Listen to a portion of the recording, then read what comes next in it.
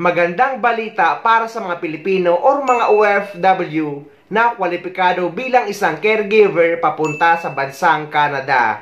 Dahil pagdating nyo pa lang or pag-entry nyo sa nasabing bansa, ay isa na kayong permanent residency. Panibagong pilot program para sa mga papasok na caregivers sa Canada, kung saan pagdating pa lang, permanent resident na. Ang detalye at reaksyon ng ilang advocates sa report ni Teresa Redula. Today I'm very pleased to announce that we are launching new pilots that will provide permanent residency status for caregivers as soon as they arrive in Canada. Ilang linggo bago mapaso ang dalawang caregiver immigration programs, umarap sa media si IRCC Minister Mark Miller ngayong Lunes. Dala ang magandang balita na agad nang bibigyan ng permanent residency ang mga eligible caregivers pagdating sa Canada. The biggest change coming in these new pilots will be providing a one-step immigration process.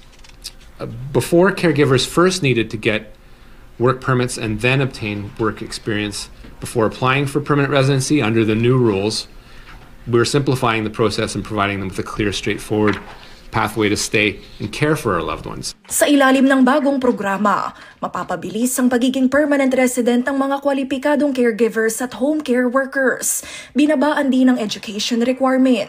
Mula 1 taon sa kolehiyo, ngayon pwede na ang katumbas ng Canadian High School Diploma, pati language requirement. Ibinaba mula level 5, ngayon minimum level 4 na. Tinatrabaho na rin daw ng IRCC na gawing permanente ang caregiver pilot programs. Mabuting balita para sa maraming caregiver advocates na matagal nang pinaglalaban ang mga pagbabagong ito. Yan ay napakagandang development na maging permanent resident sila sa kanilang pagdating. Naririnig po kanilang iyak at nakikita ko mismo yung mga luha. Dahil itong mga caregivers nito ay iniwan nila ang kanilang mga pamilya. Hindi po ganun kadali ang kanilang paninirahan sa pagtatrabaho dito sa Canada. Reaksyong sinalamin ng grupong Migrant Workers Alliance for Change. Anila, kanilang ipinagdiriwang ang inanunsyong pagbabago, lalo't libo-libong caregivers ang nauuwi sa abuso o kawalan ng status sa nakaraang 5 taon. Pero dagdag ng advocates, sana ayusin na rin ng gobyerno ang anilay hindi makatwirang pagkaantala sa pagproseso sa mga aplikasyon ng caregivers. Gumawa ng isang mekanismo ang Canadian government para mapabilis yung pag-process ng mga application ng caregiver na sa kasulukuyan ay umaabot ng 5 taon. Na patay na yung employer, hindi pa nare-resolve yung application. Itong lahat ay matagal na natin pinanawagan. That's a work in progress. We still do have a backlog under the pilots. There's an issue of fairness in there. There is a constant discussion every year about our levels plan. Clearly, Canada needs more caregivers. Clearly, those people need their rights protected, so it'll be an ongoing discussion, but it's one that, given the backlog, we'll want to be able to look at those numbers and process them over the next few years, including the first cohort of people that will be entitled to PR. Sa ilalim ng mga naunang pilot program, nasa 5,700 caregivers na ang naging permanent residents mula 2019 hanggang Abril nitong taon. Mahigit 15,000 caregivers naman ang target na tanggapin ng IRCC sa susunod na 2 taon. Napakagandang balita talaga ito guys, lalo na't balak na nila itong gawing permanenteng proseso. Na kapag may pupuntang mga Pilipino bilang isang caregiver, ay pagdating pa lang sa bansang Canada ay permanent residency na. At kapag permanent residency na kayo, ay hindi nyo na kailangan ng UAC kapag babalik kayo sa nasabing bansa.